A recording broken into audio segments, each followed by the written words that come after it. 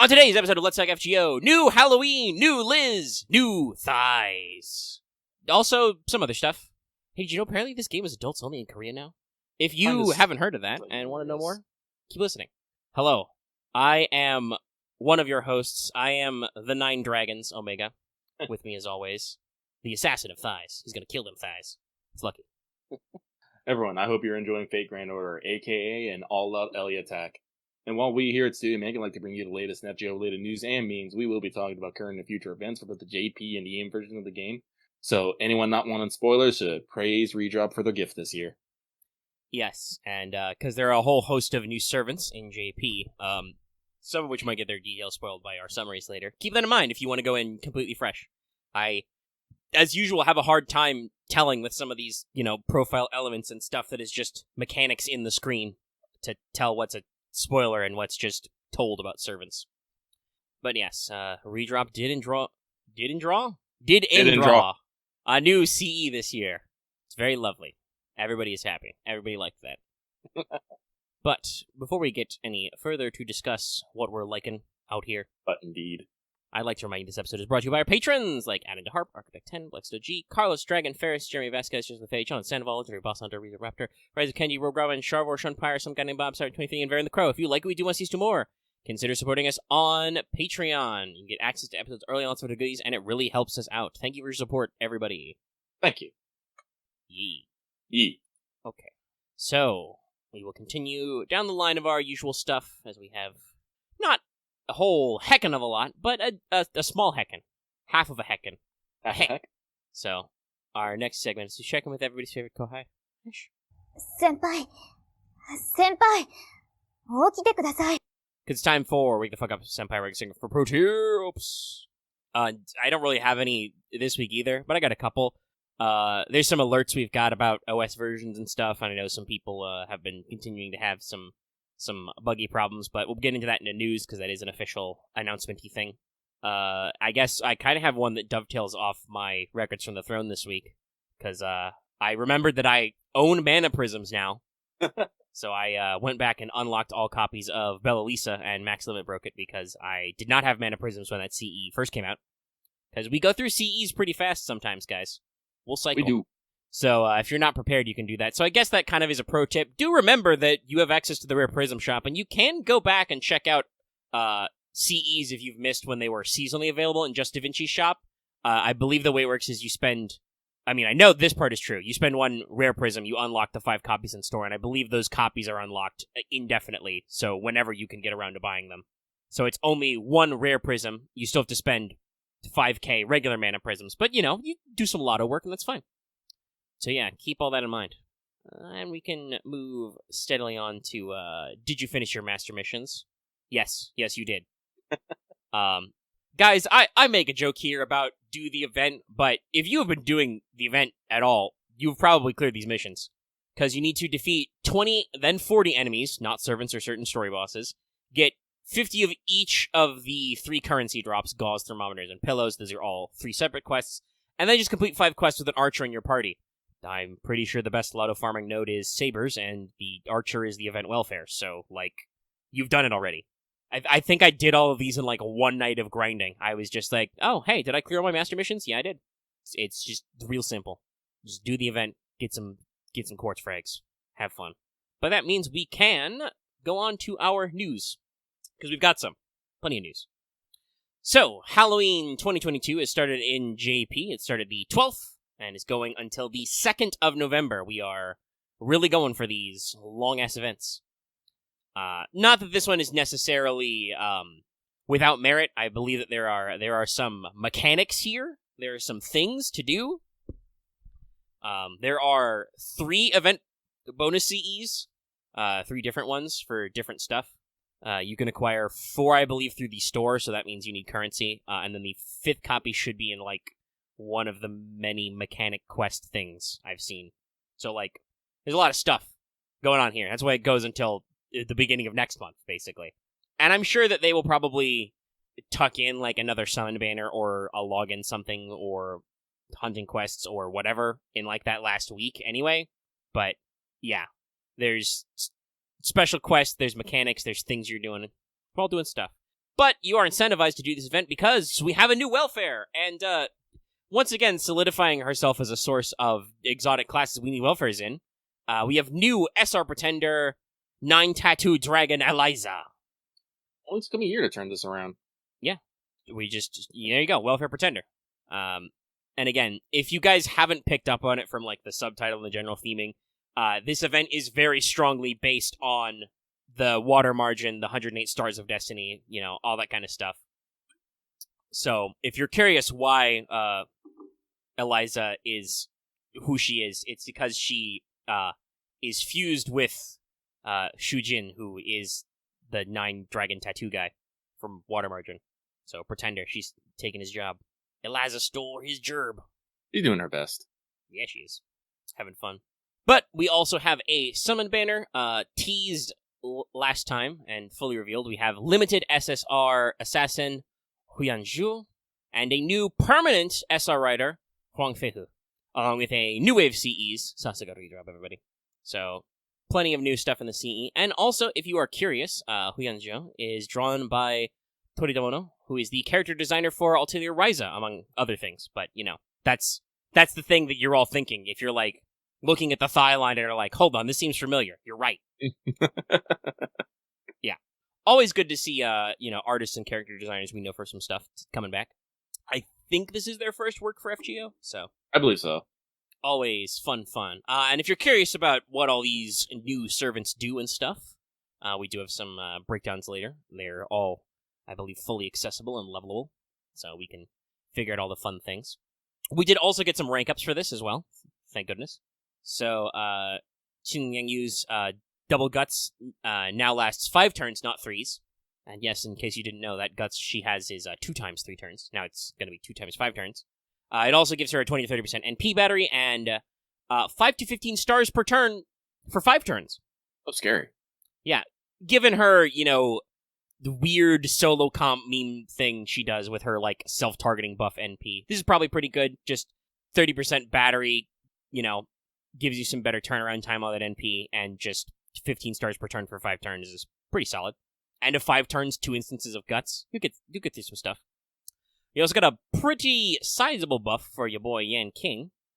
His Star Absorb skill, which I believe also upped his NP gain. But now it also gives him 20 to 30% damage versus lawful and evil enemies for 3 turns. By the way, these are separate buffs. That's 1 for lawful and 1 for evil. So lawful evil enemies get total 60% bonus damage for 3 turns. So that should hopefully give him some extra spice in the damage department. Oh, yeah, and there are a couple of writers who are lawful evil. Okay. Well, that should help you with some challenge quests, some other funny stuff, so keep that one in mind, y'all. And in general, I've been seeing this a lot through, like, our news desk feature and, like, double-checking articles. The Japanese version of FGO has been going under maintenance and being updated fairly regularly to fix graphical and display errors they've been having. Ooh. Cleaning up the engine, working on things not playing properly. I believe they did a engine overhaul where they changed their minimum OS requirements in Japan recently, so it seems to be we're polishing some under the hood refinements. Yeah, all in all, the event seems pretty interesting. We're playing to some Halloween themes, but we are also playing very strongly to the water margin themes. Yeah, it's an interesting wombo combo, but I certainly don't mind them being more creative. And guys, guess what? It's called Castle Siege Mount Liang, so the meme continues. I don't know if all of our previous 3 castles are stacked on top of the mountain, but in my heart they are. Like, you climb to the top of this mountain, and then you got the castle, the pyramid, and then Himeji Castle on top, the sandwich. But yeah, so we got a lot of fun stuff going on there, and we'll see how that one shakes out when it comes over to in a couple of years. But good CE art, everybody's excited, new character designs, characters seem popular, and a new Ellie, and again, we kind of brushed over it very casually, but like, Pretender welfare. This is like when they busted out Mecha Ellie, Mm-hmm. So that's a very quick turnaround time. It makes me wonder about what sort of enemies we may be encountering in the next Lost Belt, considering that, Alter Ego, well, it had its other uses, was also the prelude to being strong against foreigners just before Salem dropped, so start tugging on your collars now. But on that subject of the updates and fixes, and I alluded to this earlier, we do have a relatively minor, might be important to some people, depending on how old your phone is and whether or not you've kept up on your software updates. But in NA, they did announce recently they're updating its compatible versions. So for iOS, FGO NA recommends using version 13 or later. I think we're on to 14 just now, but 13 or higher will work. And will no longer work with versions before 11. So if you were somehow on iOS 10 still, you gotta update or you will be kicked out of FGO. Android hasn't really changed. They're still saying it should still work on anywhere between the as low as 4.4 and through those versions through Android 7. But that area between 4.4 and 7 may be found to be incompatible later. They say so. They still recommend having Android 7 version 7 or higher. At this time, RAM requirements are not being changed. They recommend 3 gigs of RAM. You need a minimum of 2 gigs of RAM.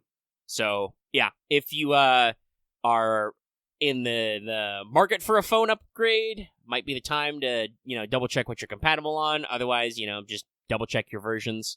The news article on the FGO website literally has a step-by-step how you check this on either version of the software, and you can double-check to make sure. I, for instance, was pretty sure I was good, but I did double-check, and I am, in fact, on Android 10, so... It's that simple. It takes like 5 seconds. And they did not explicitly say this, but I believe this is to update for FGO to switch to the new version of Unity on our end, which, as I said earlier, JP did earlier this year. So hopefully, better tech, better stuff, doing cool things. Cool things. Making sure we, stay current on modern devices and don't explode and die off. Preservation is good. And then for our last real bit of news... I don't know if this will turn into a broader discussion or not. We're kind of speedrunning our news, but again, there is a lot of stuff in the new JP Halloween, but a lot of that is on the back half with those new servants. But it has recently come out that, so fun fact, talked about it earlier, the South Korean market, whatever their official, government body for this is, or consumer body, technically the ESRB is, for instance, is run by a conglomeration of video game publishers and developers, not actually a government body. Self-regulation. But they have re-rated FGO to go to their adult-only rating, 19+. They also have done this for Blue Archive. There's a little bit more of a story there. We can talk about that in a second as well. I just wonder how much that compares to FGO's Switch. But yeah, apparently, much like the adults-only rating in the US, which you will know by how few games are actually rated that, because it's basically a killer, because it means you can't be sold in most stores and stuff. Being rated 19+ does limit advertising and marketplace access to those games. So we'll see how this works out for the Korea server. Obviously, I think the Korean servers had some very rough ups and downs over the years. Kind of being in a little bit of a pickup mode and a little bit of, approaching like where we were at the story. I think they're ahead of us now, because they were on an accelerated schedule. Somebody double-check that one for me. But yeah, apparently they decided to rate FGO as for adults only. Not really sure about that one. I believe it's rated... Actually, I can literally check what it is. Okay. Yeah, I'm pretty sure it's a T. Interesting.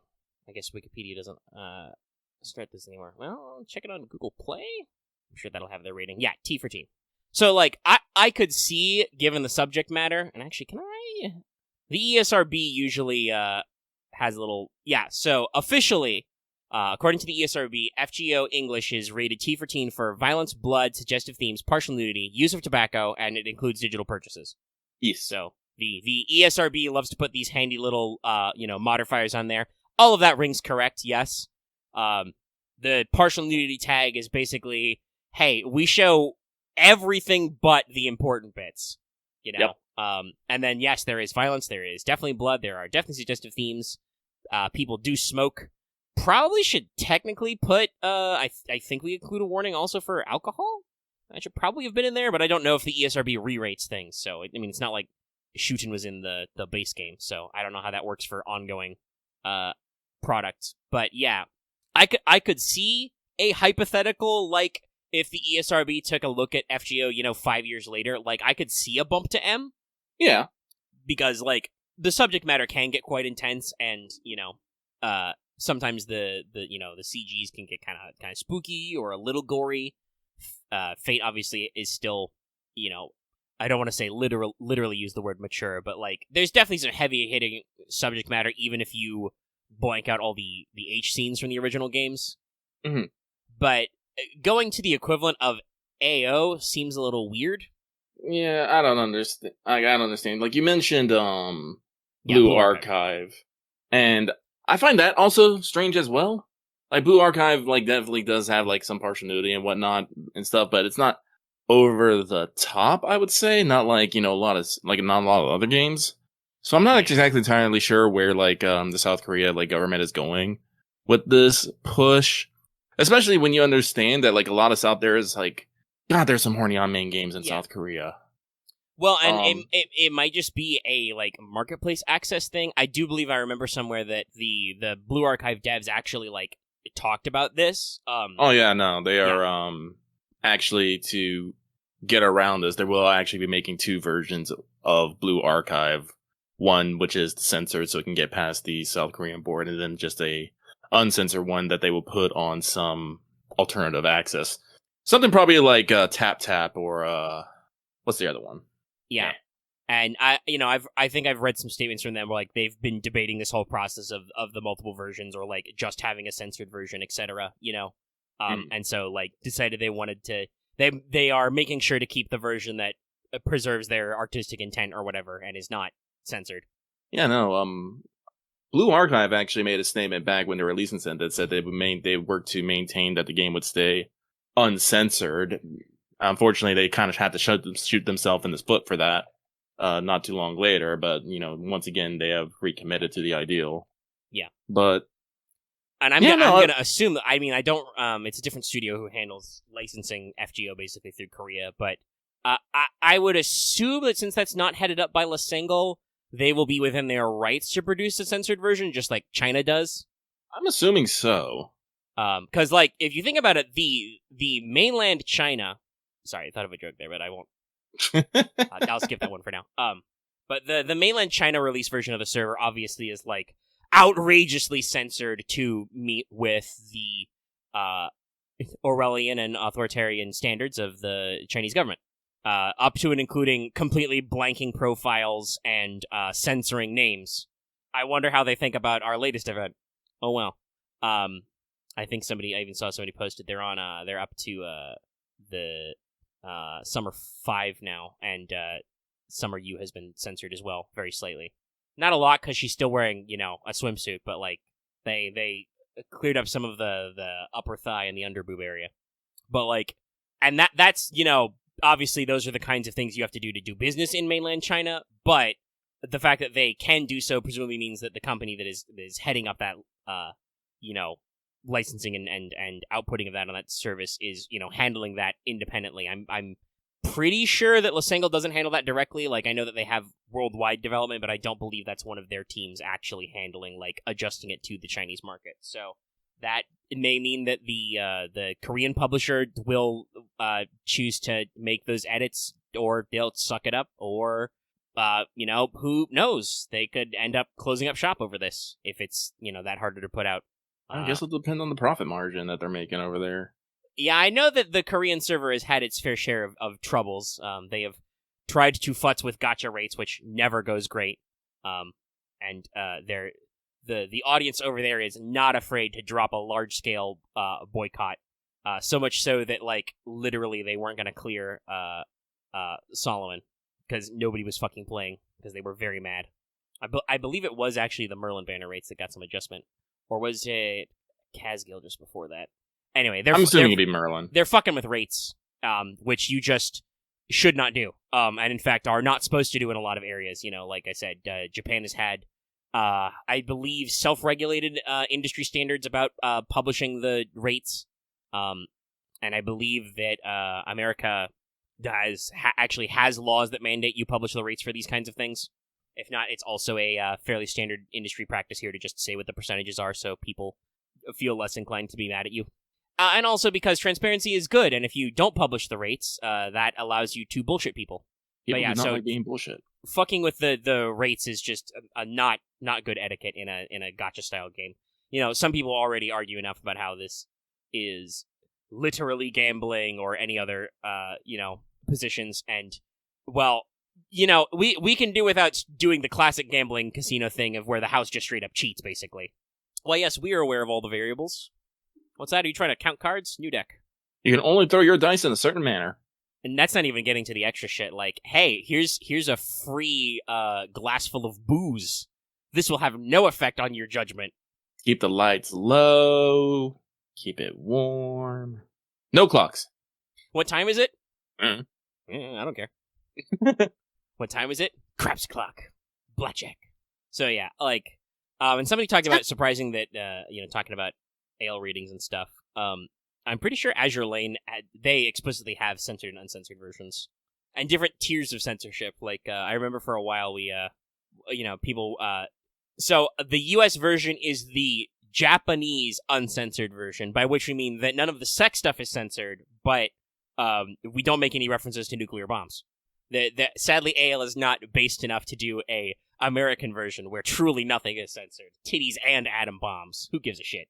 Probably because that would be extra work in addition to the fact that they're translating all the gosh darn text, but you know what I mean. So yeah, this is a really interesting one. We'll see how this affects the market. We know that, like, at least Lasengal FGO isn't afraid to actually, like, not afraid might be the wrong phrase, but we know that they have closed access from certain storefronts, Vietnam was excluded recently because their government adopted some laws about, business taxation rates and stuff.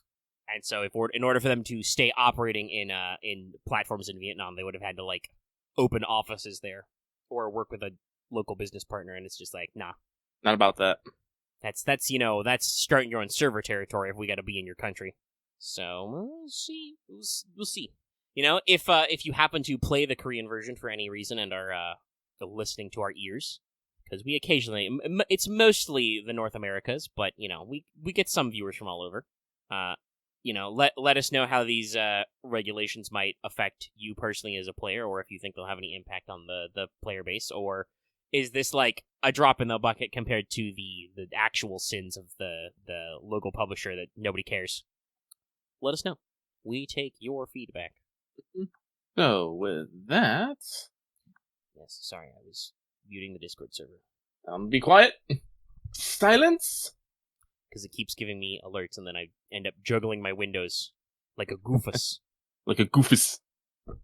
So with that, it is time for this week's Let's Talk FGO Mailbag, the segment where we read what you have to say and comment accordingly. This week, we have... Let me refresh it for fun and profit. 11. Not the greatest amount, but hey, I appreciate it. So, let's get started. So, this first one comes from the Tyrant King, now in hardcore saving mode, since November is rapidly approaching and all the gotchas are trying to kill him. And they say, question, hey Chainsaw Lucky and Soul Reaper Omega, if any of Delete's Halloween's events were to get animated, which one would you like to see most? Also, if Strange Fake does get a full-on series next year, which servant are you most excited to get animated? Anyway, that's it for Mid. Sending good vibes your way. Wah, wah, wah, wah, wah, wah. And hope you have a nice evening. Pretty sure someone asked us the Strange Fake question like last week or the week before that. It sounds very familiar. Yeah, we've gotten questions like it. And none, I guess. I'm not really excited for any particular character. I just, I'm interested in seeing it. I'm excited in general. Yes. I'm excited for Strange Fake. I have no thoughts and opinions about particular characters because my understanding of Strange Fake is filtered through internet summaries, which are usually not really good at building hype. Stuff happens. It's wacky. Okay, cool. But on the question of which of the Halloween events, I would assume it would have to be Himeji Castle, if only because that's got the giant robots in it. Though 2 has, our classic ghouls and goblins aesthetic. That could also be very fun. I'm in the second camp. I want to see some Brave Liz. I think that'd be hilarious. Yeah, also, and that one's got some varied environments. Mm-hmm. But yeah, what were you saying? Also, I don't remember. No, there's a couple we could go there. That's 2 has a decent supporting cast. I mean, you'd get the jokes about the Lancelot, Raiko, and the others casually swimming through lava. Mm-hmm. It's got some gags. That's a good one. So I would say 2 or 3. Himeji Castle also, like, obviously there's again the giant robot angle. They can have a lot of fun with that. I think most people will probably agree with our thoughts that it would not be 1 because number 1 is very limited. It's funny, but it doesn't really do a lot yet because it was very new. It was very early. It was very early. Within the first few months of the game, actually. Yeah, it was what, our 3rd event ever? Because we had Moon Goddess, we had Nero Fest, and I think it was... Yeah. And I think it was Halloween, because then we also had... Guda Guda was after Halloween, I think. Pretty sure. Even then, the first Guda Guda is also, very limited. I don't even remember what, the plot of it was.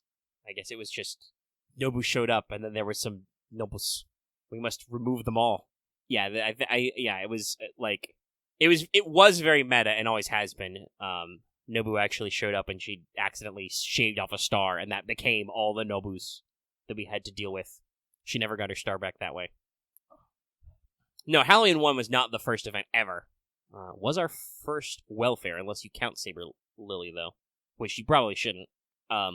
Because there would have been Moon Goddess viewing, and also, as like you said, I believe Nero Fest with our first lotto would have been before that as well. But yeah, pretty early. And I don't know anything about the last year's Halloween event with Cinderella, so I can't comment on that one yet. Ooh, that was my knuckles. Alright, but let's stop with that, and let's keep going on, so thank you very much. This next one comes from the poor master trying to speculate on lucky bucks. Trust me, it's a very complicated economy. Hi, Omega and Lucky. Hope your week has been going well. My question this week is, since Artoria has not become a counter guardian, her legend remains intact. Does this imply that she never successfully attained the Holy Grail to enact her wish of redoing the selection of the king? Unrelated fest question. If there's time, favorite candy / confection. I mean, there's always time, guys. I mean, isn't that the whole crux of the Stay Night arc that Arteria is really broken up about? That's the original Fate story. Is just broken up that yeah, she realizes that she doesn't actually need to do that because if you guys don't remember, and this is not really spoilers because this part of the story's been out for literally 20 years. Well, technically parts of it haven't because with Zero we basically bridged to the Zero summoning is she's dying on Camlin Hill and is I didn't go great. Wish I could do that again. And then the next time is, under the tree waiting for Bedivere to deal with Excalibur throughout that whole bit that you guys know from Camelot. And the usual end result of most of the routes in Fate Stay Night, but especially specifically the original Fate route, is that she realizes that, I could have done better, but we could have done worse. It's fine. And the implication then is that she returns to her proper time and actually, passes on and gets recorded in the Throne of Heroes. So, yeah, no, that's the whole plot point. I'm fairly certain that does mean that yes, she has never wished on a Grail because the Grail is dumb. Put all your hopes on a fuck ton of magical energy and see where that gets you. And sometimes there's evil goop in the energy, evil goop energy. On the subject of candy, I have a big sweet tooth, so picking a favorite is hard. I feel like lately, with my easy ability to acquire them, the Starburst's favorite reds have become very iconic for me, but there's a lot of stuff I'm a big fan of. Skittles, white chocolate, candy corn, Reese's Peanut Butter Cups. If I was to pick a few, it'd be Starburst in basically whatever form. I love Starburst just in general. When it comes to chocolate, though, it's either Reese's Pieces or Whoppers. Both those are also good. Yeah. Multiples. The piece. And I won't say no to an M&M, but I usually prefer the spicier M&Ms. Give me an M&M with peanut, or those pretzel M&Ms they used to do. I don't know if they still do those. Those are pretty cool. Does marzipan count as a candy? I'm pretty sure it definitely counts as confection. Let's see, that's sugar, honey, and almond meal. I think technically, while you would call it a confectionery because how it's made, it is usually not considered the sweet itself. But I guess you can get marzipan candy because you can get marzipan just on its own, right? It's got sugar and filler, so sure, it's a sweet. This is going to be like that time we got into that sandwich debate. What is the dictionary definition of candy? The word candy enters the English language from the Old French sucre candy, sugar candy. Possibly has its roots in the Arabic kandi with a Q, the Persian kand, and the Sanskrit kanda, all words for sugar. So yeah, I mean, I guess there's sugar in marzipan, so. Alright, there you go. Questions answered. Questions you didn't even ask. Well, with that, let's keep moving on. This next one comes from a Master Comforting Liz with dreams of ballroom gowns and Chinese dragons in the future. Hey, Loki and Mega, hope your Christmas in October has been good. I already emptied all the load of boxes, so I'm just chilling and casually using my daily stamina to farm sharp currency. My question this week is, have you considered doing collaborations with other FGO tubers again? I recently saw your episode with the voice of St. Quartz, and it was so fun to listen to. With FGO being so popular lately, I think it'd be really fun. Sending you the good vibes, and as always, fear the Padoru. We do indeed fear. We do fear. Honestly, as much, I don't know if we can actually pull off a collab. If I am being the realist reals. Yeah, we've talked about this at length. We are still open to collabs. We say it all the time. If anybody ever wants to come on the show, feel free to let us know. Doing our stuff with Voice was just, he approached us first and was like, hey, I've got this patron request to do what became Guild versus the World and some other stuff. And just, started working on some notes for that and that recording. And then in exchange, we were also like, hey, do you want to come on the show sometime and talk about it? And yeah, sometimes he would feel like shooting the shit and come on with us. He's obviously, switched to doing other things. I'm pretty sure he still exists because his Twitter account still retweets things. But yeah, so, the main thing we've talked about when people have been like, oh, you should totally do another collab. It's like, okay, with who and when and how? Like, obviously, with the way content creation works, a lot of it is this kind of like parasocial thing of like, oh, I like those people and I like you. Why can't the two people I like hang out? But obviously all of us have, busy schedules. We're all working on our own projects.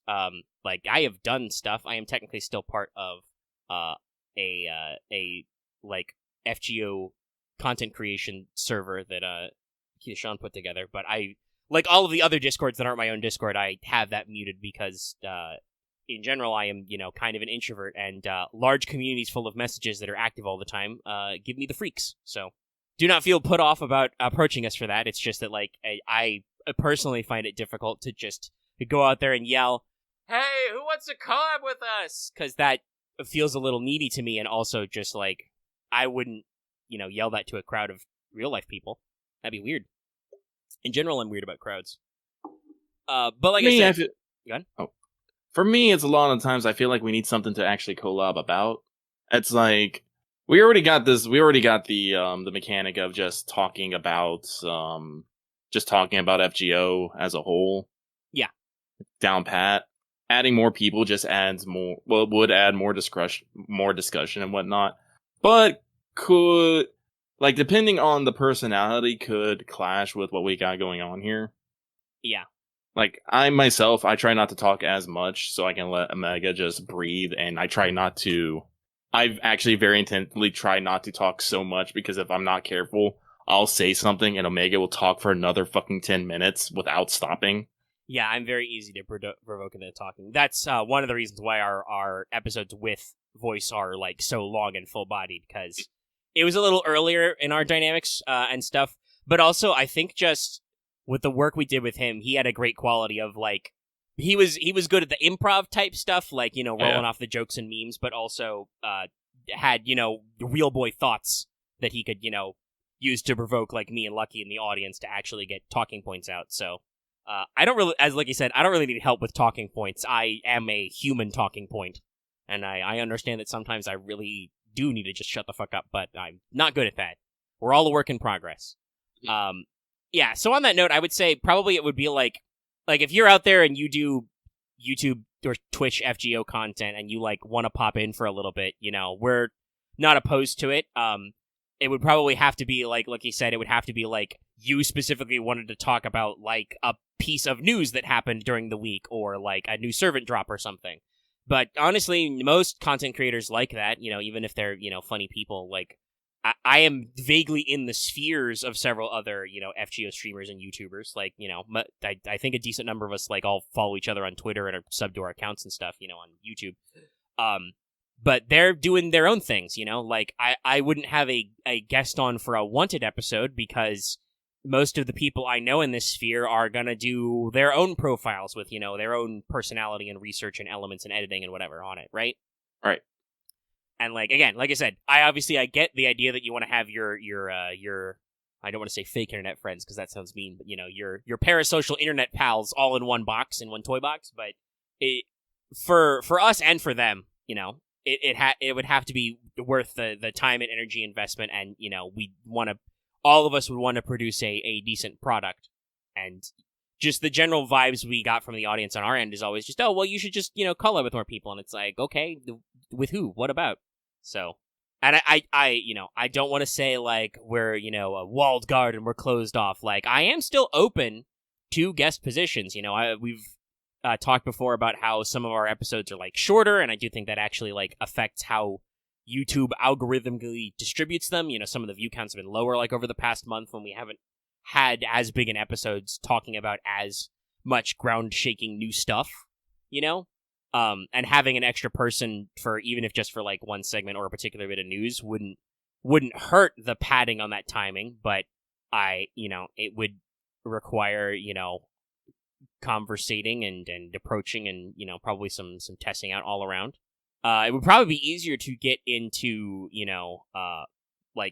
random crossover gaming bits. I don't even know what the type these days is, though. The thing that ties us all together is FGO, and that's not really a social game.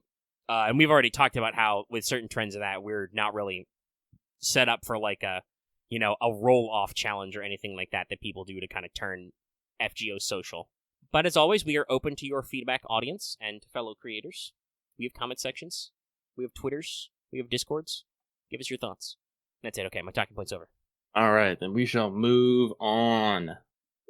This next one comes from Moon is covered in dust after cleaning her room. They say, hello there, Lucky Omega. Hope you're doing well. The first episode of Chainsaw Man is finally out. Have you guys watched it or plan to do so later? I would assume, Omega, you have not watched it. Correct. Well, fortunately, I have watched it, and I think it's good. We get to see best character, Makima, and that's all I needed. That's all I wanted. It's fine. I can tell you, my understanding is the internet liked it. So, with that, let's keep moving forward. This next one comes from King of Apples, who just realized we've never had a Christmas event with its own map. Correct. Yeah, I guess it is usually just a quest list. Yep. I guess it's because most of them are strongly time-gated, They say, question, what, if any, part of Fate lore do you think has been explained too much? A la midichlorians in Star Wars, and why? Sorry if I had some awkward signs there. I had to fight myself from breaking out into a Christmas carol. It's October. Can't do that yet. Yeah, somebody in Patreon chat just said none of it. I don't really think anything that's has been truly over-explained to the point where you kill the mystique. Honestly, I argue Fate is more. Wow, grammar. Fate is worse about, I think, the flip side of that coin. I think there are a lot of plot points that are not really explained, but they just kind of happen because the writer thought it would be neat. Cool, yo. Yeah, it would be a cool visual or whatever, to break it down in, kind of a literary critique kind of way, the midichlorian thing might be called, I think the TV trope's name for this is Doing in the Wizard. Basically, you take something that is fantastical, mystical, and requires no precise explanation, and you're like, and here's the science of why that works.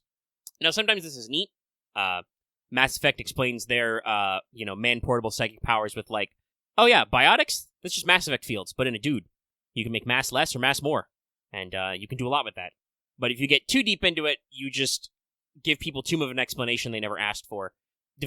Fate will sometimes give you explanations you don't ask for, but I don't think they necessarily work to really ruin any lore. I don't like I said, I can't think of anything that's been over-explained to me that I'm oh, that's kind of a bummer. I assume, Lucky, you also have no examples that spring to mind. No, I feel when it comes to over-explaining, it's never the actual franchise. It's the fans who want to get really down on certain things and whatnot. That's what I feel, at least, anyway. Yeah, and that's a whole separate subject of fandom expansion and plot hole solving and whatnot. But that's a subject for a different time. You want to hear us ramble about that? You write that mailbag. Yes, you. I pointed at my screen like Uncle Sam. I just want to let you know. Omega wants you to submit to mailbag. There you go. There's another meme edit, chat. I might do that one myself if nobody does that by the time the show's over. No. If you want to submit your own explanation, yes, we don't care about that. But like, if you wanted us to discuss the nature of people to over-explain with fan theories and stuff, that is a different question, which has nothing to do with what is currently being asked. Oh, sorry, my nose itches, chat. It itches. And I mentioned to keep going, so this next one comes from Hassan of Failing to Save St. Quartz. And they say, "Hey, Lucky and Omega, how glorious is the peach bestowed on us mortals by the all-knowing, all-drawing redrop. Sure, Dangerous Beast and Royal Ossing are legendary, but this one just takes the case for me personally. Zhang Yu is one lucky horseman. My question to you is, what have been your opinions on the new Servant banner so far in this year in JP? I know that while you don't follow everything over in JP, you guys generally do keep up more than the average NA player. Personally, it's a slow year for me after what I imagine to be a packed 2023 for me on NA. Morgan Le Fay is a 120 candidate for me, and most of LB6 casts and Summer 6 casts are must pulls for me.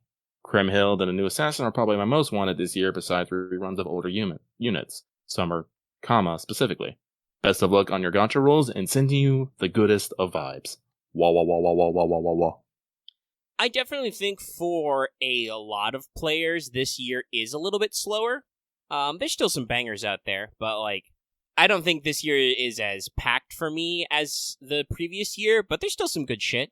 There's the Case Files rerun at the very early of the year, which is Hephaestion. Yes, I know Hephaestion is permanent, but, you know, it's always good to try when the banners hit. Mm-hmm. We've talked at length about how 6.5 is, you know, that's a big heckin' deal for us, because that's limited Charlemagne. Mm-hmm. I believe that's also the same banner with Kremhild. So, yes. Multiple birds, one stone. In before Omega gets 75 Rolands.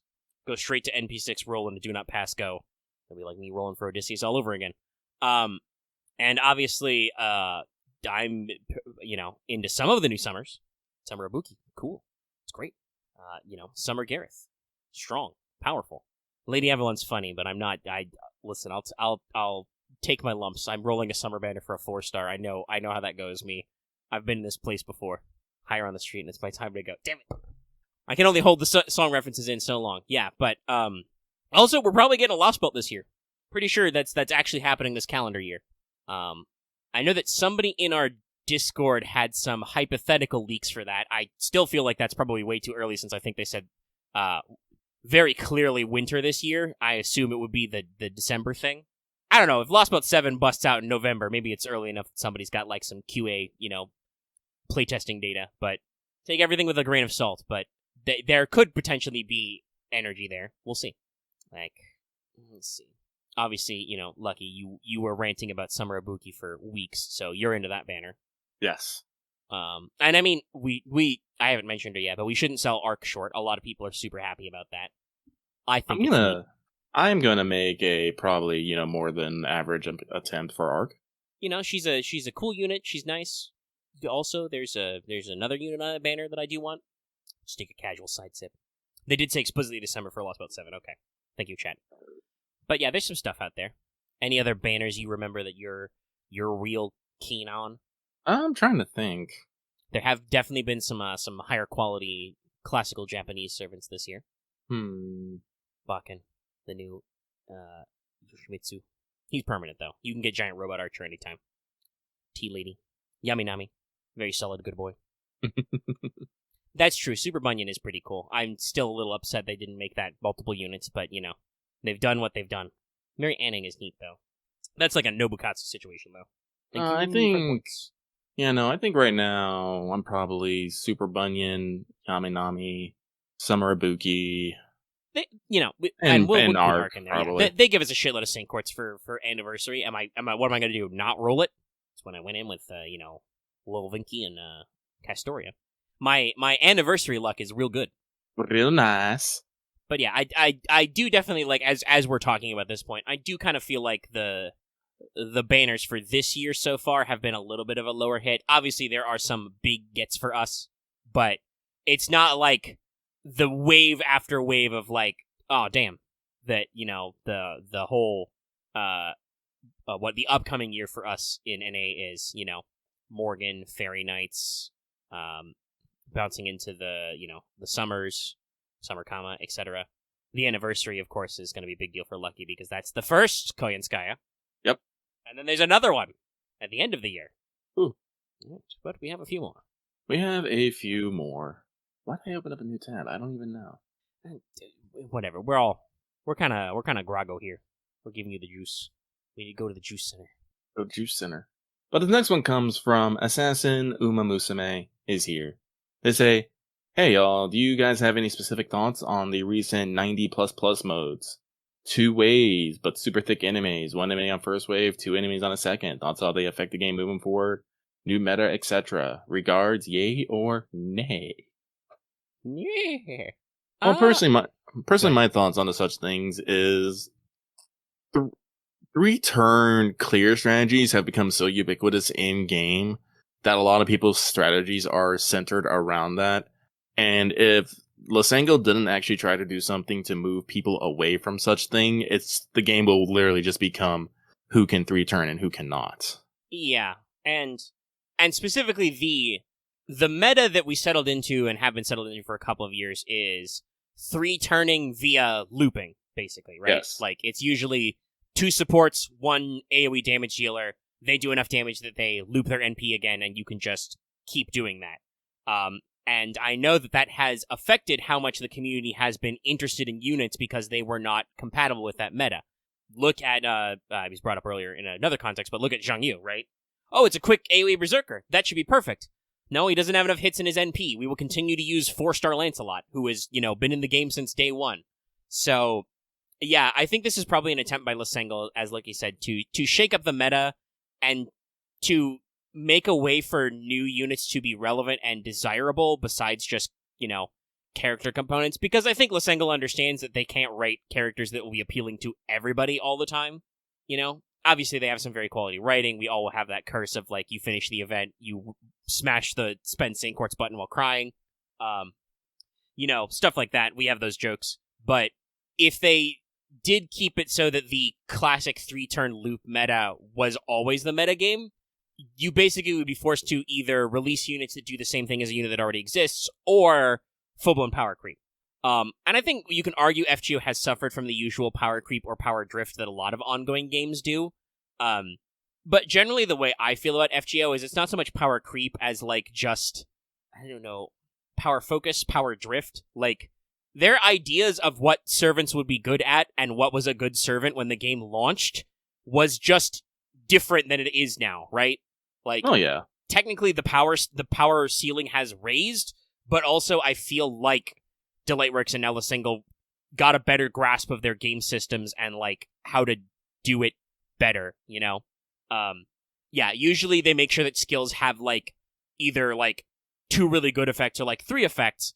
And maybe not all 3 of those 3 effects are relevant all the time, but they give them more flexibility. But generally they try and buff old units so that they're at least on the same curve. And they're trying a lot more often to give units specific niches in dealing damage to other things. Yeah, we'll be talking about that some with our upcoming new servants, because they've done that a lot, I think, with this Thighloween batch. Obviously, occasionally they will release new classes which kind of shake up the meta. Right now, I think they could release almost anything as a pretender mechanically, and it would work because that's such a small new class and has such a flexible niche that we just we're not even into.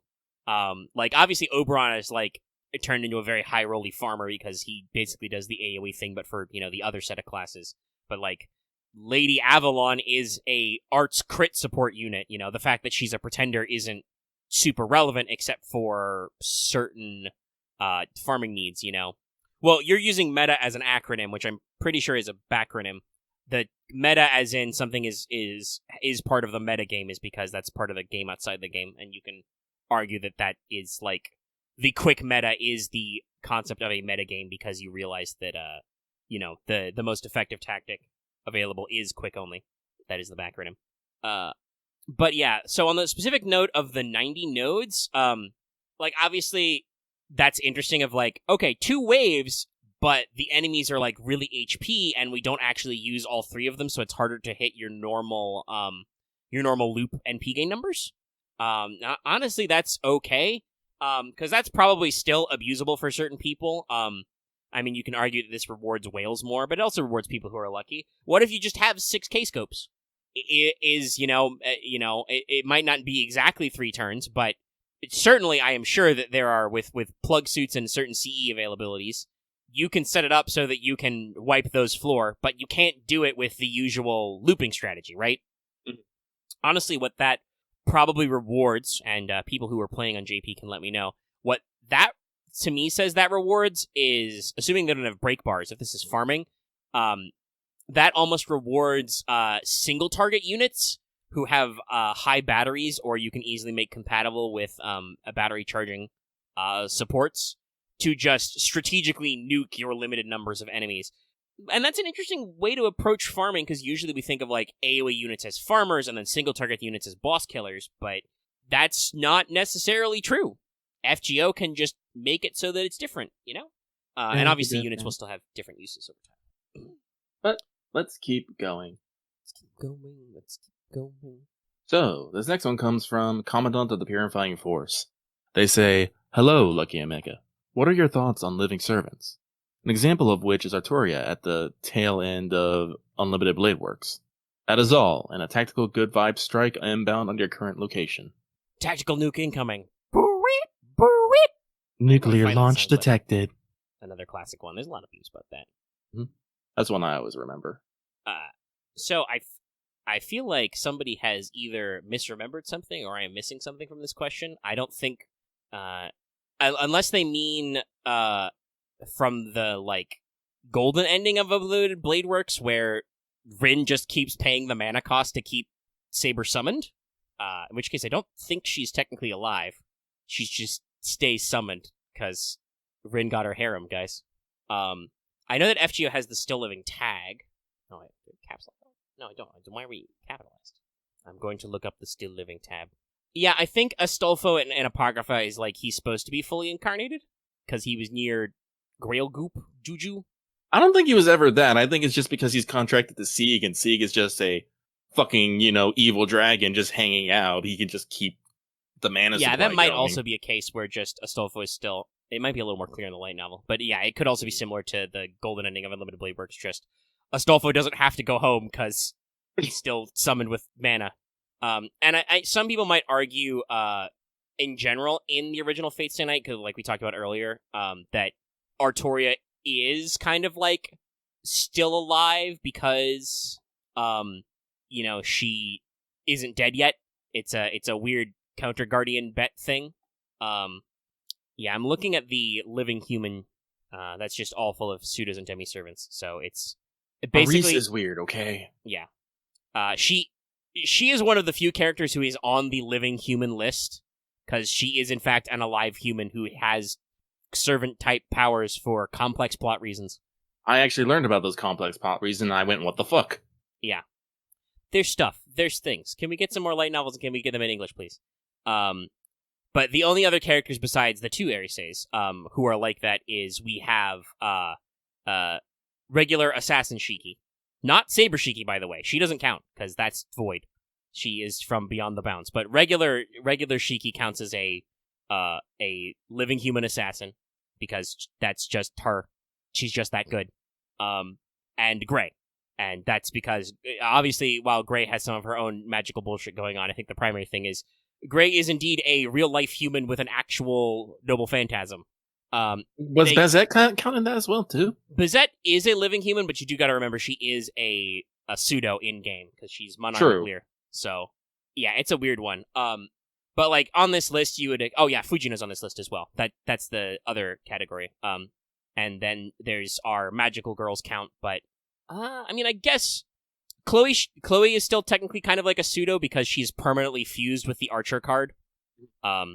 Ilya and Miyu can have servant-like powers, but I think they're just really strong mages. The Kaleido sticks are pretty bullshit. But yeah, everybody else on this list is like... I can even... Here, let me just print it out and throw it in chat so we can all compare. Like, most of the rest of this list is explicitly, pseudo-type characters. So that's what the FGO game describes as living human. I mean, if you want to just talk about, like, well, I think mechanically, Ketz doesn't count because the implication is the form she has been summoned in is of the previous host of Quetzalcoatl, who is presumably dead. Like, Ketz's body is not some chick who was alive. Yeah, I think technically everybody on this list, the other main thing is that they would be characters who would still be alive around FGO's timeline, barring certain endings and stuff. Like, obviously, FGO is about 10 years after Fate's Day Night, so these would not be what any of these characters looked like right then, but, you know, they're all characters who are alive in the Fate continuity. Like I said, I think Ketz's host is presumably a historical host she had, and thus is probably dead. That would be funny if the Earth wasn't constantly exploded in FGO, if we, like, ran into some of these people who were just chilling. That would be very awkward, but no, that's probably why we keep blowing up the Earth. Or we lock down Chaldea so we can't leave. What's the real reason? Real reason why we don't the Earth never stays safe? So we can not answer some very, very awkward questions. Yes! The Earth stays blown up so we don't ever run into actual waiver. Oh man, that sounds like a postmodern twist on a novel. The villain's entire thing, why he did all this shit, is just so he didn't actually have to deal with anybody. But in doing this, he ended up having to deal with people. Ugh, I love it. So good. That kind of reminds me of some of the summaries Tempest and Mirror's done for Electa the Ninth. Talking about how it's like, you know, have you ever gone to a convention with where all your exes talk to each other and it's terrible? Is that why John is the way he is? He just doesn't want anybody to talk to anybody ever? I kind of feel like it sometimes. I've been occasionally reading the official Ninth House subreddit. There's a very funny internet term that's very popular, using the term Jod, God, but with a J. I have to be careful not to say that out loud too much because people won't know what I'm talking about.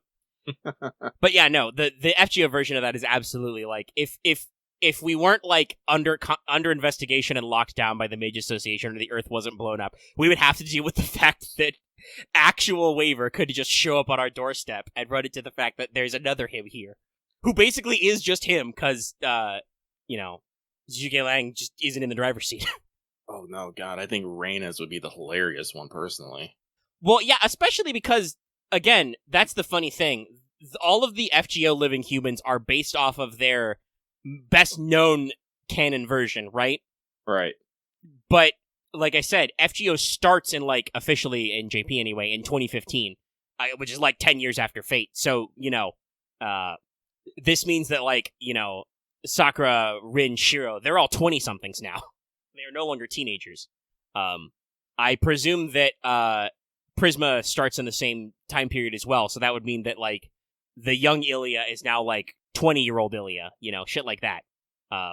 You know, Gray is an adult now. Like, there's when she is alluded to in some of the Case Files sequels, you know, we know from the 10-year future in the anime movies that, you know, Shiki gets married to Mikia and, you know, they have a kid, Mana. Even then, I think, isn't the future Flash also still set around the same time as, like, when Tsukihime and Fate's Day Night came out? Is Mana Yogi a teenager now? Time keeps on slipping, y'all. So, yeah, that's just... There are... If we could actually go out into the modern Fate world, there are so many awkward questions the Master of Chaldea would have. Such bamboozlement to be done. We've gotten a lot away from the original question, but that's because I didn't quite understand the context. I don't understand the context either, but I don't necessarily think that the context is important. Well, I really don't have any thought. Yeah, you were interested in this conversation we had. But the tactical vibe strike was funny. Thumbs up. Mm-hmm. But we got into that a little too quick. They finished with, "This is the Commandant, over and out." Over and out. So, with that, let's keep moving on. This next one comes from Mastermind waiting for Evil Clan and Mothman to perfect my master plan. That sounds like a trip. But they say, question, favorite upcoming dragon coming up? That's redundant, my dude. Ibuki or Vitra? It is most certainly Ibuki for me. Yeah, Vitra's cool, but she's permanent. Ibuki is also cool, and it's not permanent. So And I think they both have their positives and minuses. And Raita also, we should say, with Ibuki, went absolutely apeshit on the design because there's the multiple choices. Vishra also has a slick design, but like it is a little hard to beat Raita sometimes in just his like sheer mad laddery with extra details. That's a very funny thing that I have to go retweet. Hold on.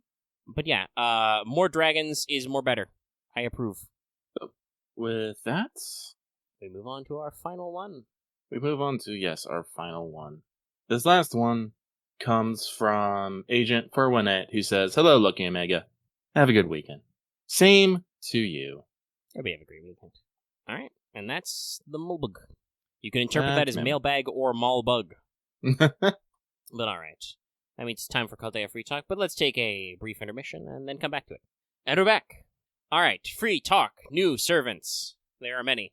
And while I took the intermission, I thought of an extremely funny and clickbaity title for the episode that I hope YouTube will let me get away with. You'll find out later if it worked. If the title's real quote unquote bad, you'll know it worked. And if not, I had to find something else to do. But let's get into our servants. Let's start with our welfare pretender right out the gate. Real soon, just a little over a year after the class came out. Not as fast a turnaround time as Alter Ego, but, we can't always be that lucky. So, we don't really have enough pretenders to form much of a basis here, on, like, what their stat caps are, how they kind of shake out there. But 9-Dragon Ellie here, 9-Dragon Eliza, has slightly less attack and HP than Hephaestion, and has a classic Lancer-style QQA BB deck. This also translates to good hit counts and good NP gain. I believe it's 0.7 something. With, I want to say, 4 hit quicks, and I think it might be... No, I think it's 3 hit arts and 3 hit buster. Still, good hit counts, solid NP gain. Making good choices. We know what's up here. Her NP is an AoE buster. It ups Stargen and NP damage first based on overcharge, so you always get a little extra spice. And it lowers all enemies' defenses by 10% for 3 turns. So, very typical basic stuff, but again, for a welfare who you're presumably NP5ing, pretty solid. Gives you plenty of room in that overcharge, gives the damage. But we don't stop there. It's Liz, so of course, we gotta have some wacky skills. Our first skill is quite wacky. It is a charisma, something Liz is known for, so it's a 10 to 20% attack up for the whole team. But then it also gives the whole party the Mount Liang trait for 3 turns, and gives herself Star Absorb for 1 turn, and then gives your party 3 different buffs for 3 turns, all of which are 10 to 20%, and they give you different things versus different alignments. So for 3 turns, your whole party will get a 10 to 20% critical damage buff versus lawful enemies, that same percentage number of NP damage versus neutral enemies, and that same percentage of NP gain versus chaotic enemies. So, I mean, it's only 20%, and I think, moreover, you're going for the team-wide attack and the trait adding. But these could be very interesting numbers to actually edge out your team comp against certain specific enemy types. But, yeah, very, very weird. Not random, but weird. Second skill is a major buff focused around Mount Liang trait. So, 10 to 20% battery for everybody who is an ally with the Mount Liang trait. 1k to 2k max HP for 3 turns for those with those trait, but it lowers their debuff resistance by 20% for 3 turns. If you're curious, Mount Liang is also a trait that's been added to existing servants. They're not a lot currently. It's only Yan King, Huyan Zhuo, and Eliza herself because she is fused with Shujin, who is another of the 108 stars. So, you will primarily be using the apply trait to most of the team, but there are a couple of servants who are both assassins who have it natively. Final skill stops being wacky and we're just good. Gives you 20 to 30% quick buster and critical damage up for 3 turns on herself. Damage steroids. Critical damage. Very solid stuff. For passives, you have Independent Action A+, so that's a big passive crit modifier, and a special Territory Creation Mount Liang. Guys, do you get the theme yet?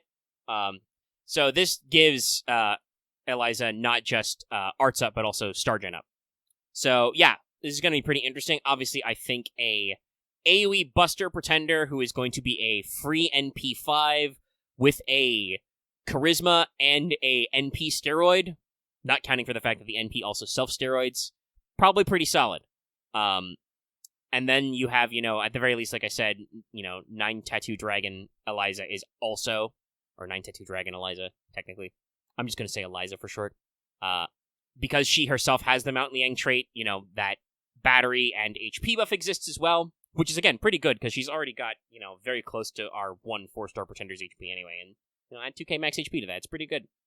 This is a fairly okay farming. Obviously, going to be a great welfare to farm the event for, because you do have quite a lot of weeks to work on, and there's some currency to chew through. And we'll see if, in future, obviously, sometimes with welfares, I feel like there's no guarantees they're going to come up again as bonus units, Yeah. But if you've got a Liz welfare, much like if you have, like, a Gouda Gouda welfare, this is coming back. Like, I'm pretty sure they will announce when they are, like, undoing the Thighloween themes again. If they do, in fact, do that. I don't know. We might be in this for the long haul. We took a little bit of a break for Saber Wars, but we decided to, slap it back in a couple of years. But I would presume that you can be sure that this new Ellie is going to come back in future events, and thus will continue to be a good farming unit for certain nodes. Because, remember, Pretenders are reverse alter egos. They get bonus damage versus the Knight class. Other than that, I don't think that, like, it's too crazy, but I don't think welfares really have to be crazy. This is just, she's a welfare in a relatively new class that does not suck, and in fact, does things.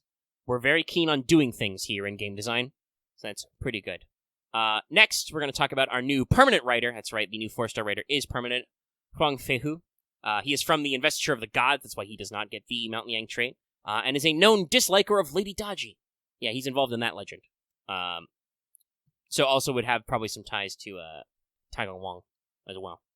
He is on the lower attack, higher HP spread, very respectable in that area. He has a quick arts buster deck, slightly higher hit counts, and slightly lowered NP gain. His NP gain by default is a little low. It's 0.44%. Considering he, again, has like 1 quick and 2 arts cards, and they're both like 3 hits. It's a little lackluster, but you'll see why in a second, or at least why I think why. His NP is a single target buster. It gives him 10 to 20% quick arts and buster up first based on overcharge, so he gets all 3 card types juiced first, based on your overcharge. And that's it. His first skill is a pretty basic one. It's the 10 to 20% arts and buster up for 3 turns, so your damage steroid stuff. And then it also does a funny thing. It gives him a trait which switches his alignment from chaotic to lawful. So for backstory purposes and stuff, because, he was known as Prince Wu Cheng with different titles. So there's like Guards the Kingdom versus Founds the Kingdom. As one epithet, he's lawful good. The other epithet, he's chaotic good. So this lets him switch alignments, which is interesting. Probably has quite a lot of use in various support comps and stuff. So his second skill gives him 10 to 20% NP per turn for 3 turns. So not an outright battery, but gives him NP per turn at the end of the turn. It's a 1k to 3k guts for 3 turns one time. Pretty basic gut stuff.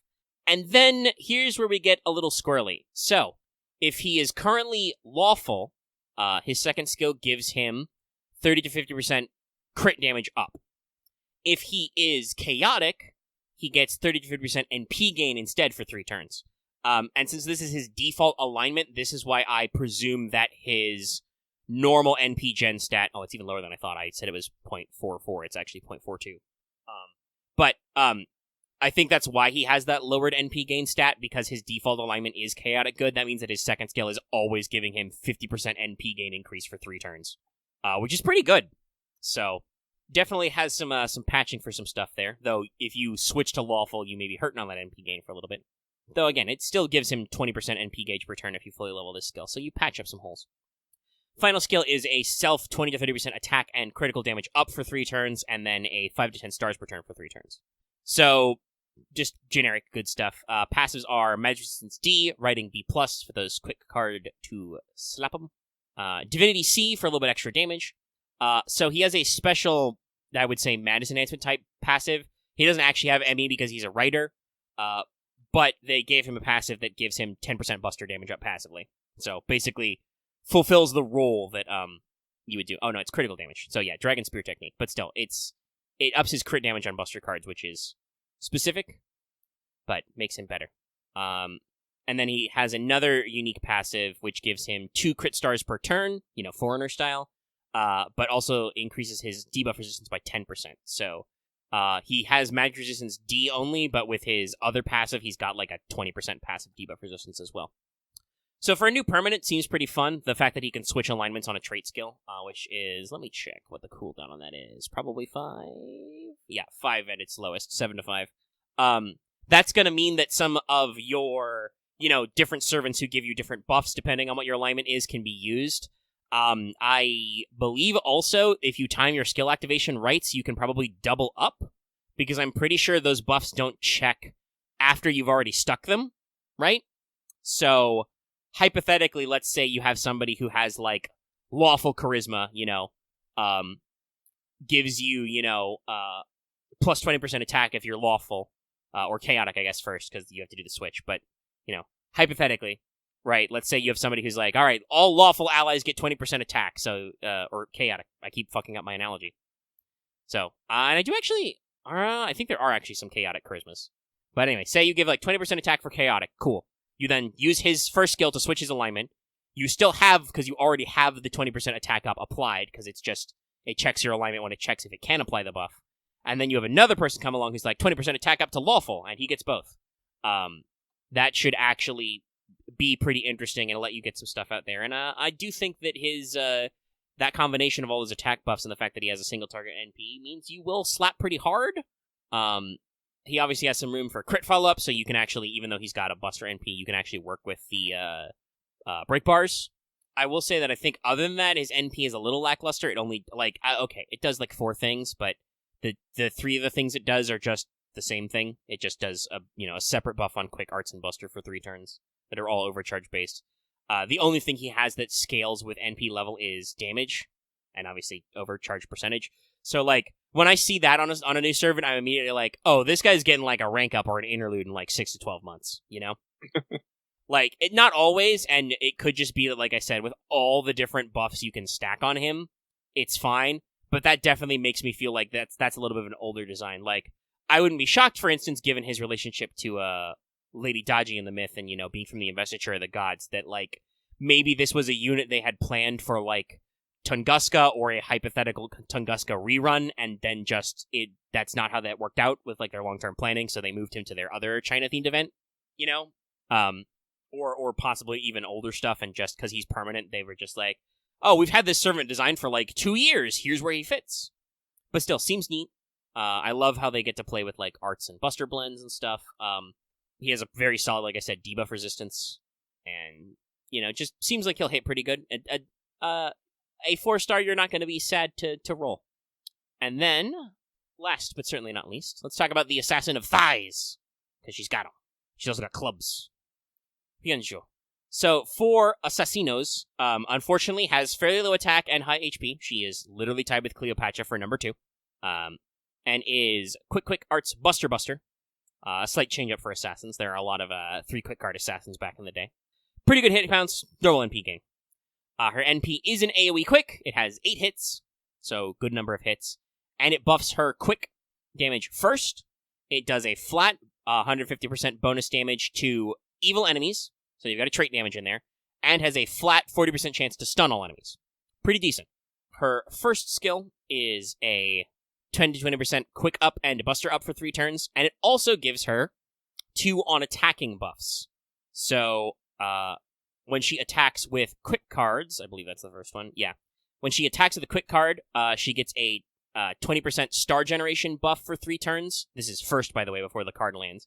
And then if she attacks with a buster, she gets a 20% critical damage up for 3 turns.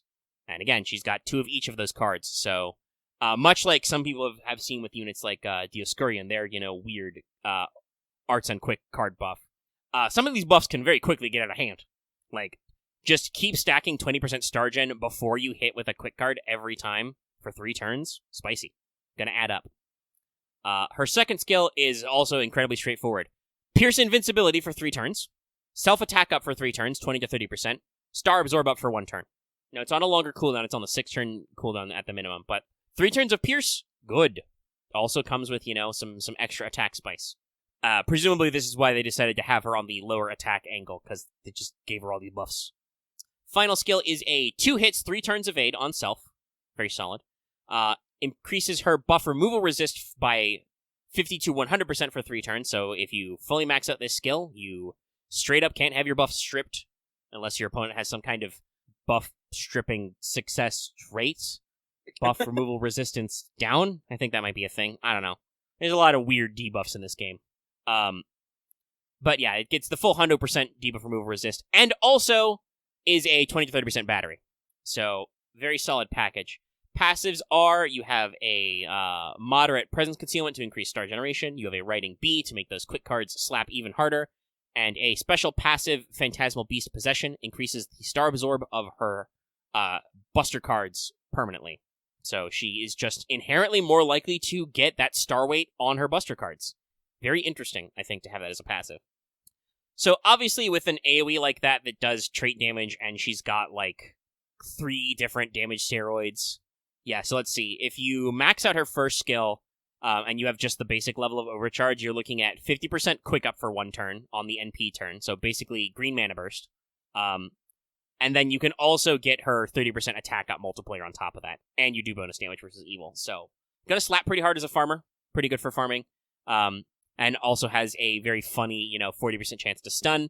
That's not likely, 40% is less than a coin flip, but can still be very amusing to get those procs, get those stuns in. And I would say is more useful if you're going to use her to clear, like, ads and stuff. You clear off the mobs, and then you stun the boss, and it's very funny. But also in general, I would say with hard defenses, a 2 hits, 3 turns, by the way, I'm fucked, because Limited Assassin, I know how this is. But other people might be able to enjoy this combo. But with that, hard defenses with the elongated, 3 turns of Pierce Invul, very similar to our new Archer earlier this year, and a buff removal resist, I think Huyan Zhuo is just a very good anti-asshole unit, as I've been describing these units that are intended to deal with, whether it's story bosses or challenge quests, or just sometimes certain, like, mini-boss mobs in story are just really annoying to deal with. With, like, spamming evades and shit. She's well-suited to deal with those. And writers do occasionally have some access to evades. A few of them do have invuls, I don't think there are a super heck of a lot of evil writers. Let's see. There's, Maid Altar, Ivan. It's a couple of neutral evils. Columbus and Summer Carmilla. They keep reusing Columbus as a character for events and stuff because he's funny, so that's probably a decent one. You can bully him whenever you like. And then... Okay, there are a decent handful of chaotic evil writers.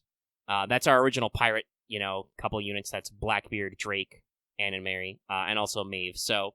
Oh, and Blackbart. Yeah, he's on there. Bartholomew Rabbit. So yeah, those will come up occasionally. You can get that bonus damage. And like I said, units like this will occasionally have funny things like evades. A lot of our beast enemies in story are chaotic evil. There's a lot of chaotic evil berserkers you can also get that sweet, sweet damage bonus on. And, even a few lawful evil and neutral evil berserkers as well. So, evil is a decent damage type to get that bonus effect on. Gives you the bonus damage. And given the fragility of berserkers also often have hard defenses if they're really good. So, being able to just be like, no evades, no invuls for you. Very solid for 3 turns. That lets you not only do, like, an NP turn to break a bar, but then also that follow-up star turn, which, again, probably going to be pretty spicy. If you use that first skill, you're stacking 20% star generation up on an assassin who are already well-known for their star gen every time for 3 turns, with inherent star weight on her buster cards as well. So, I don't know if Huyan Zhuo is going to break anybody's bank, like, if she's going to crack any metas, but I like this design they've been doing for dedicated units. You can even include, like, I think, actually Ibuki is one of the first examples of this with her big, like, Pierce Invul attack, and a lot of, tricks to deal with enemies who are tough. Muramasa is very similar. He's got trait damages and pierces. But yeah, so there's a lot of utility here for you to deal with not only farming, but also with story content. So, and like we said, FGO is always kind of a balancing act. We were talking about, like, the metagame earlier. you will find yourself needing different units for different things. And I think, honestly, all three of these units are good at going in the toolbox. They are not like our, anniversary or summer releases where usually, like, at least one unit we're like, oh my god, holy shit, nothing will ever be the same. And then usually, DelayWorks Now Single would fuckle us on that one. I would argue those new 90++ nodes are kind of an example of that.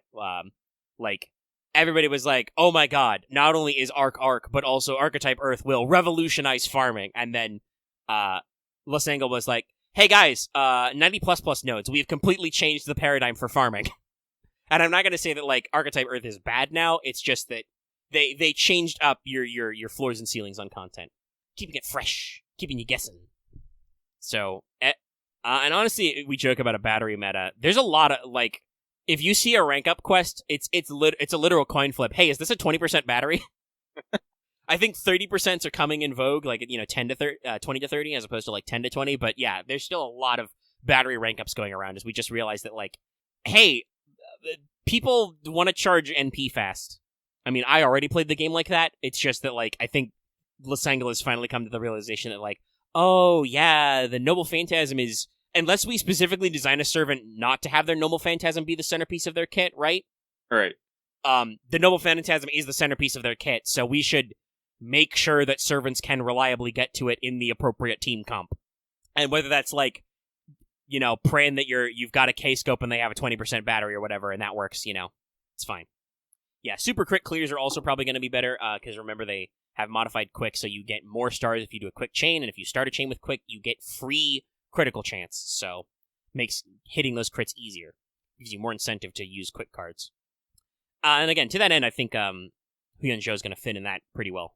She will take those free crit chances. Do like a QBB. Could be pretty spiced. So all in all, good batch of servants. I am not confused by anything. Lots of interesting lore, I think, for instance, somebody, I'll have to keep an eye out for if Huang Feihu gets his dialogue translated, because I'm gonna bet there's gonna be some interesting encounters with some foxy ladies, because he is very directly related to a lot of, like I said, the Lady Daji legend in China from the investiture. He used to work for a king and he was cool, and then his king got tight with Lady Daji and he started doing all his fucked up shit, and Feihu was like, my king, this is not good. And then Lady Daji was like, oh, you think it's not cool? Well, what if I made your wife jump out a window? And then he was like, oh, it's on now. I'm switching hats. I'm going from lawful good to chaotic good. Also a fun way to handle that. The FGO sometimes, and Fate in general, sometimes gets a little wiggly with the alignments and doesn't make decisions you think make sense, but this is a very good way to handle that switch. And I think in general, it seems like a lot of this event, there's a lot of stuff playing with character alignment. Makes sense, because obviously, like, for instance, the Stars of Destiny are bandits in the water margin, but, like, I believe they are fighting a corrupt system, as often happens. So, there's some interesting play of, like, good versus evil, law versus chaos stuff. Huyan Zhuo is also very interesting. You may have heard it when I mentioned it in the passives. This could be a gender flip, or could just be kind of a different assumption. I think it says in her profile that, while based on a real historical character of the name, this person is supposed to maybe be a descendant who was the fictionalized version in the water margin. But also, they are fused with a classical Greek monster, the Empusa. Really? Yes. Her noble phantasm even called Empusa Chain Tempest. So that may lead to a couple of our other traits. For instance, it means that that's why Huyan Zhuo has both the demonic and the wild beast trait. Yeah, so this is also, like, personality-wise, a lot of people have been very happy, not only for her art design, but also her personality is kind of, like, cutely needy. Like, to put it in terms of the current internet, the kids these days will understand, she has a praise kink. She really wants you to talk about how cool she is, and gets annoyed when other people look cooler than her. And, like, comments about how the things that are written in the water margin are just all the cool stuff she did. So, yeah. Very, very interesting, kind of mashups they've done with stuff. Obviously, like I said earlier, the reason why Eliza is the way she is, I won't get into these plot specifics that are talked about in her they're in, like, the first level of her profile, but I don't know how much the game leads up before you get your temporary Eliza. But she is, Elizabeth Bathory fused with Shujin, who was the 9-tattoo dragon guy in Water Margin, so that's why she has some interesting stuff. Also, probably why, because some people have been like, yo, why does... Oh, wow, there's already memes for it. Great. Classy meme. But this may also be why, because I know some people have been wondering why Eliza has Bryn's beloved trait. Because, like, normally you'd be like, wait, hold on. Wait a minute here. But I believe that a lot of, like, doesn't Yang King himself already have Bryn's beloved? I believe Huyan Zhuo does as well. Zhuo. Dallas can yell about it in the comments. Fight me, internet. But I think she has Bryn's beloved as well. So in that context, it's like, oh, when you realize that as a pretender, we're fused with somebody else, and it seems like we're literally taking on the other character's role in the story, because, the event is called a reenactment of the Water Margin. So when we take on his role in the story, that's how we're a pretender, and also probably explain some of the traits we get. The actual Shujin is her weird 9-section staff that has a dragon head. Jokes, references. All will become clear. Eventually. Yes. But as I said earlier, I do believe this is a fun little batch of new servants. Probably the only new servantinos we're going to get for this month, because the event, goes until it's the full 3 weeks. But we might get some rerun banners in the last week. Probably a Jacques Noël rerun, because again, there's no rerun of the actual event. But alright, fun times. Alright, but that is about most of our content for the week, the day. But there is a little bit of the usual casual booziness to get through. We are running a Fan Servant Friday poll, as usual. Support us on Patreon at the 5 and up level to vote. Oh, wow, only 9 votes. I know there's way more of you who can vote in this poll. But we do have our polls out. Go find them on our Patreon. Oh, actually, I do need to edit this slightly, because I forgot to add a tag to this. Oh, no. I usually tag our Fan Servant Friday polls BTS for behind the scenes, which is a feature tag on our Patreon, so it's easier for you to find it. So I didn't have that there. Hopefully that makes it easier if you were looking for it. You don't have to go through all the backlog of us posting audio and stuff. But yeah, that's still ongoing. You've got a few days left. If you're a patron, obviously, you can, at the 5 and up level, you can jump in right now and vote. Or you can support us. You got a couple of days left if you want to sign up on Patreon. Mina Harker is still winning, though we've got a very tight margin on there. So could be anybody's game. Just get a couple more votes in. Or, like I said, consider supporting us on Patreon. Get them vibes in. Very tight. We'll probably be doing that in a couple of weeks. I literally just had the calendar open. Yeah, a couple of weeks. 28th, probably. That'll be the last week in the month. Of course you did. Of course you tied it. Are you sure? Hold on. I'm not seeing that update. Are you sure it counted? It's still showing it? Oh, no. So you tied it, and immediately somebody else I guilted voted the other way. So now it's the exact... Well, not the exact same percentages, but a very similar margin. Okay. Y'all are crazy. Animals. Yeah, whenever I run a poll, I have a subtle, paranoia to myself that the people answering the poll are just fucking with me. I'll probably talk about it a little bit more on What's Up, because I do want to talk about Cult of the Lamb and why you should go watch that stream we did. And also possibly buy that game, because it's rad. But I ran polls to decide what the stream would be, lots of places, and got different results on different platforms. But on Discord, I felt like I was being fuckled for a little bit, because there was a definite, every time I would check, it was we would be ahead by 1, I would check 30 minutes later, and there was one additional vote on the other side just to tie it up. And I'm just like, alright guys, I would prefer if you don't fuckle me with ties. This is why Lucky is our assigned tiebreaker. That's he me. will just do whatever he feels like. I will. But yeah, so that's ongoing if you want to, pick your poison on that one. Apparently, it's, still very competitive, so you've got a couple of days to sign up and go for that. What other boozness do we have? I mean, obviously, if you like our content, you can also consider supporting us on Patreon. That 5 and up level gets you access to videos early, and next week, I probably need to get around to working on scripts and stuff for 2 wanted videos, because there are 2 new servants, new SSRs, right away on the same banner. Whenever we do get to Imaginary Scramble, which can't be that far away. I know we have a little bit of time left in the Christmas rerun because we just got to the epilogue phase, but I don't know exactly when we're going to do it. There'll be a little bit of preamble because there does have to be a pre-release campaign because there are banners for a lot of those previous foreigners. Do keep your eyes open for that, if your wallet's in danger. If you're curious about those units, you haven't had a chance to roll for them before, you can check out our appropriate backlog of wanteds, but I'll have some more wanteds to sketch up on there, and depending on how early I get those, they always go up early for patrons, but if I have to do 2, like, back-to-back, or schedule them up, and I still don't know exactly how I'm going to release it, I probably won't do a double-length video, because that would probably be very painful for everybody. Some people might only want to watch the Van Gogh video, or only watch the Nemo video, for instance. And who knows, there might even be some, I have to warn people about the spoilers for possible stuff for Van Gogh things, because foreigners are weird! Nemo, at least, is straightforward. Mostly straightforward. But patrons do get those videos early, so depending on, yeah, I might schedule it to match their solo rate-ups. I like to do it right away for the SEO. Maybe I'll do Van Gogh first, because that's the limited one, and then I'll save Nemo for the solo day.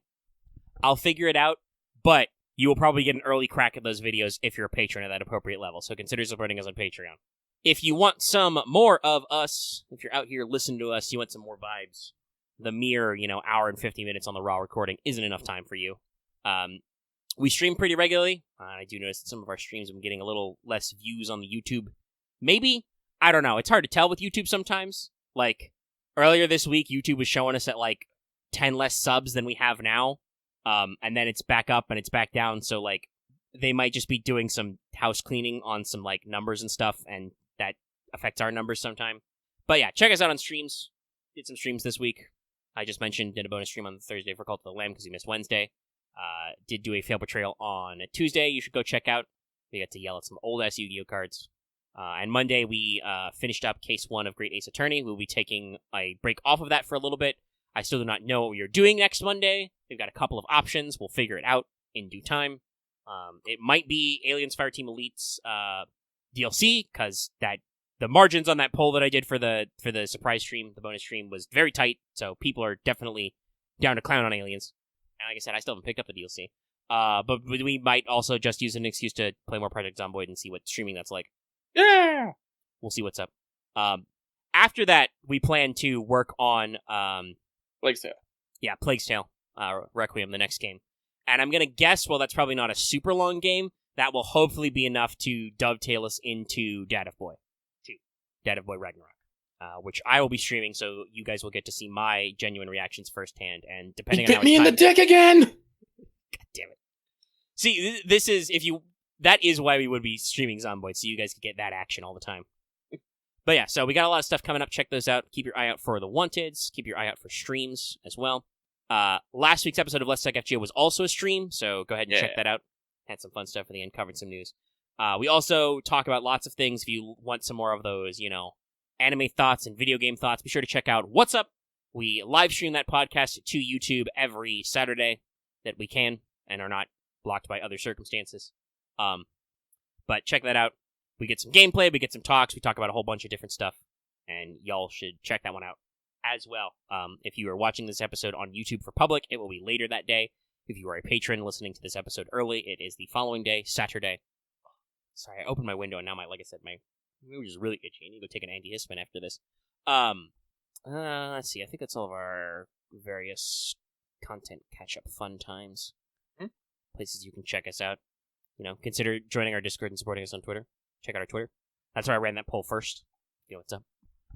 But, like I said, I want to go play more Cult of the Lamb, so we can do outros. Stuffs, things. Stuffs, things, places. See you next week with more stuff. Before I actually get into the outro, I will double check with chat. I know that a lot of times we've said, there's a possible ban or two. It's mostly been wrong, but sometimes it hasn't been. Are there any, extra NPCs or characters? We get any, Secret Banner 2 vibes on the current Halloween event? Most of the news I have is, people enjoying new character stuff, not necessarily, story beats. So, if we're getting any vibe energy, we probably want to hit that. Yeah, I know. Everybody's excited about it. There's still no sign of Liz Japan, but the event is not also over, so we might... Oh, there's a stream coming up? Okay. Well, we might get something then. We'll keep our eyes peeled then. Keep your ear to the ground. Eyes open. Yeah, volume 25, 1016. That's something. We don't just stream for no reason. Alright, so, let's see, the 16th. So that'll be probably Sunday morning for us. So it's crazy we can talk about it on a Monday. But yeah, keep your eyes peeled for something coming up. But again, that's, Sunday night. It's not like we can delay the show that long. That'd be weird. You guys want your weekly dose of content. But this week's dose of content from Let's Talk FGO has come to an end. Please put your tray tables in your upright position and collect your belongings now. And of course, be sure to give this video a like if you liked it on YouTube, and leave any comments you have in the comment section down below. We always ask you about your comment feelings, and feel free to comment to them us. We read those. Comments are important. You can also join our channel Discord. There's a link in the video description and on our channel page.